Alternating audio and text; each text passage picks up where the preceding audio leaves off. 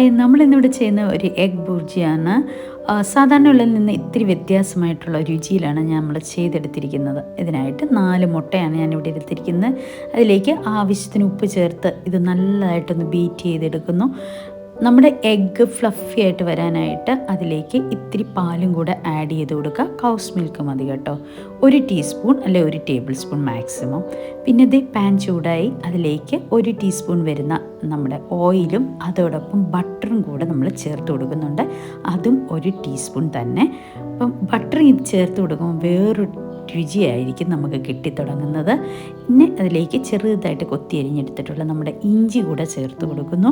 ഇഞ്ചിയോടൊപ്പം പച്ചമുളക്, അപ്പം എരിവനുസരിച്ച് വേണം പച്ചമുളക് ചേർത്ത് കൊടുക്കാനായിട്ട്. ഇനി ഇതൊന്ന് ചെറുതായിട്ട് സോഫ്റ്റായിട്ട് വരുന്ന സമയത്ത് നമ്മൾ അടുത്ത ഇൻഗ്രീഡിയൻ്റ് ആയിട്ടുള്ള നമ്മുടെ ഒരു വലിയ സവോള അരിഞ്ഞത് കൊത്തി അരിഞ്ഞ് ചേർത്ത് കൊടുത്തിട്ടുണ്ട്. അതും ഇട്ട് കൊടുത്തു. ഇനി ഇതും ഒന്ന് ഇളക്കി സോഫ്റ്റാക്കി എടുക്കണം. വളരെ വേഗം ചെയ്യാവുന്ന കാര്യമാണ് കേട്ടോ. ഇതിലേക്ക് നമ്മൾ ടൊമാറ്റോയും കൂടെ ചേർത്ത് കൊടുത്തു. അതും ചെറുതായിട്ട് അരിഞ്ഞെടുത്തതാണ്. ഒത്തിരി പഴുത്ത ടൊമാറ്റോ ഉപയോഗിക്കാൻ പാടില്ല കേട്ടോ. ഇത്തിരി ഈ പരുവത്തിനുള്ള ടൊമാറ്റോ വേണം ഉപയോഗിക്കാനായിട്ട്. പിന്നെ ഇതിലേക്ക് നമ്മൾ മസാല ചേർത്ത് തുടങ്ങി. ഇത് മഞ്ഞൾപ്പൊടിയാണ് ചേർത്ത് കൊടുത്തത്. ഇത് നമ്മുടെ കാശ്മീരി ചില്ലി പൗഡർ.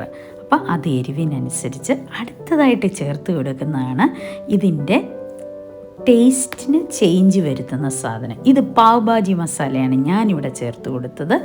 നിങ്ങൾക്ക് ഏത് മസാലയുടെ ടേസ്റ്റാണോ ഇഷ്ടം അത് നിങ്ങൾക്ക് മാറ്റി ചേർത്ത് കൊടുക്കാം. അതുപോലെ ഞാൻ നേരത്തെ ഷവർമ്മയുടെ മസാല വെച്ച് ചെയ്യുമായിരുന്നു. പിന്നെ ഏത് ടേസ്റ്റ് നമുക്ക് മാറ്റിയെടുക്കണോ അതിവിടെ മസാലയിൽ ഒരു മാറ്റം വരുത്തിയാലായിട്ട് നമുക്ക് കിട്ടും കേട്ടോ.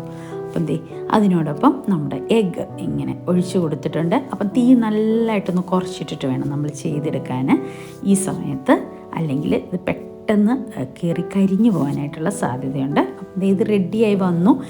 അപ്പോൾ ഇതിൻ്റെ കൂടെ കോമ്പിനേഷനായിട്ട് ഞാൻ മല്ലിയിലയാണ് ചേർത്ത് കൊടുത്തത്. അപ്പം നിങ്ങൾ ചേർത്ത് കൊടുക്കുമ്പോൾ നിങ്ങൾ ഏത് മസാലയാണോ ചേർത്ത് കൊടുക്കുന്നത് അതിൻ്റെ കോമ്പിനേഷനിൽ വരുന്ന ലീവ്സ് വേണം ആഡ് ചെയ്ത് കൊടുക്കാനായിട്ട്. ഇനി ഇത് നമ്മുടെ ചപ്പാത്തിക്കൊപ്പമാണ് ഞാൻ സെർവ് ചെയ്തത്. ഇങ്ങനെയുള്ള വെറൈറ്റീസ് ആയിട്ടുള്ള എഗ് റെസിപ്പീസിന് ഡിസ്ക്രിപ്ഷൻ ബോക്സ് ഒന്ന് ചെക്ക് ചെയ്യുക. ഞാൻ ലിങ്ക് അതിൽ കൊടുത്തിട്ടുണ്ടായിരിക്കും. അപ്പോൾ thanks for watching V hands.